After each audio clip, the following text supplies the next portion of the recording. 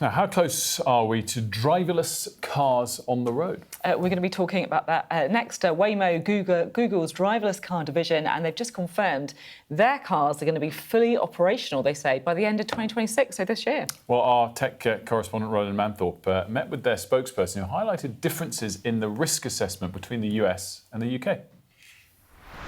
In the UK, our pedestrian behavior is tested and proven, and looking at the data that we've collected over 127 million miles of fully autonomous driving in the US, we're involved in 92% fewer crashes with pedestrians compared to human drivers. And so actually the jaywalkers, the pedestrians, that is something that we know we can behave very, very safely around. The geography of London, I think that is going to be the biggest difference. But that's also why we're doing this phased approach, where we collect the data, we learn the city, we train the driver, so that when it's time to let riders into the service, we're ready, and it's going to be a great experience, the one that we provide in the US. Well, you just said a phrase that I was going to ask you about before the camera came back up, but is this really happening? Yeah, seems like it. Yeah. By when? By the end of the year. They've said Q4, which in ordinary language I think means as early as September, maybe December. Still needs regulatory approval. But the thing is, this has already happened in quite a few cities in the US. But it's not widespread in the US. It's not common to get in a driverless car. No. So I guess for most people watching, we're still a long way off that moment? Yeah. There'll be a limited number of driverless taxis. But that will still feel, I think, pretty incredible. Yeah, so they could be just driving around the roads in cities or, with no... Yeah. It's kind of slightly blows my mind. Yeah, they already are. I was in Las Vegas at the beginning of the year, and we got stuck behind quite a kind of slow, cautious driver, and it was a new driverless car they were testing, just rolling around, no driver at all. And I guess, so you were talking to the spokesperson of Waymo, Yeah. which is owned by Google. Yeah. Which companies and technology are we testing and embracing here? Just Waymo? Obviously, Tesla's got a big offering in this area. What's the UK pursuing? Well, the UK is trying to basically set a framework to do this safely.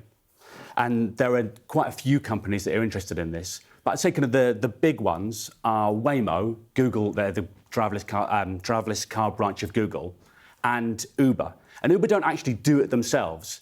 But I think the thing about this is that what it feels like when you're hiring one of these, it feels like catching an Uber. And so you can just sort of picture that point when there's an option in the Uber app for a driverless car, and you're like, okay, yeah, I will, maybe I will. Or maybe even there's not an option, and the car that turns up is a driverless car. And so Uber are partnering with all sorts of different technology partners all over the world. In London, I think it's Baidu, the Chinese company that they're partnering with.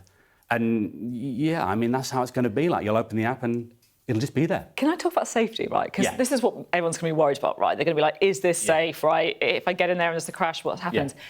What is safer, a car with no driver, or are actually drivers more dangerous? So I don't want to be totally definitive about this, right? Because we're still waiting for all the data. But every single piece of data we have ever seen shows that driverless cars are much safer. So in the US, you are 90% less likely to be involved in a crash in a driverless car than one being driven by a human. 90%, wow. And US roads are actually much more dangerous than UK roads. So in the UK, it'll probably be closer. But I mean, the difference is actually kind of enormous. And for all the obvious reasons, right? They don't get tired, they don't get distracted. Their eyes and ears are so much more powerful than ours. They can see, they're seeing through lots of different sensors. My question is actually a different one, right? OK. Don't expect us to answer, by the way. I'm interested to know what you think, because basically the way I feel about it is, London pedestrians are quite aggressive. It is the God-born right of every Londoner just to wander out into the middle of the road. Hang on a minute. As a London pedestrian, I'm not... Oh, really? But in the US, they've got a lot of jaywalking rules. You're not actually really meant to go into the road. And my question isn't, will the car run over that pedestrian? No, it's will the car not be aggressive enough? Will it stop too soon? And will it cause all these hold-ups? Because every time someone walks in front of it, it's stopping immediately. Yeah. The other point, I guess, with some US cities is they're much more grid-like. Yeah. And so training the driverless cars to know exactly when to go and stop is slightly easier, and why people think it'll be taken up a bit quicker in some of those cities. Just on the safety point, I mean, are we at the point where they're safer yet? A lot of the analysis suggests that in due course they'll be a lot safer. But while they're still trying to integrate alongside a road complex that's dominated by humans, I don't think it's fair to say yet that they're safer. People expect that they will be. I would say that the data is incredibly clear on this, with caveats. So, like, they're not going on the motorway yet. There are large areas of cities that they're not going in. So I can't remember exactly how many miles of driver data that Waymo have released, but it's in the tens of millions. And in controlled circumstances, though, I think, Yeah, and just to say is that they're not completely autonomous. Yeah. There are humans in the loop.